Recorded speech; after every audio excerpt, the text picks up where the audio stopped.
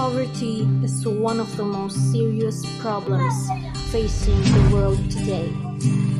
It is not only the lack of money, but also the lack of access to basic needs such as food, clean water, education, and shelter. Millions of people continue to struggle every day to survive and provide for their families. Poverty is one of the biggest problems in the world today. Many families struggle every day to survive and improve their lives.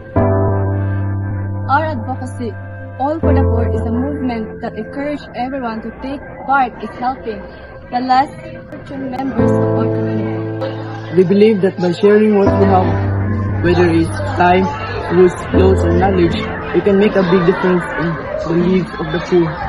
Our campaign is dedicated to supporting poor families and individuals who are struggling to meet their daily needs.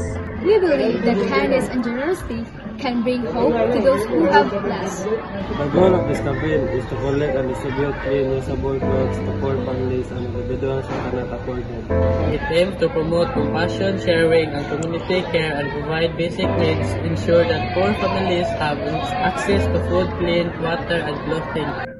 Poverty is not just one person's problem, it's everyone's concern.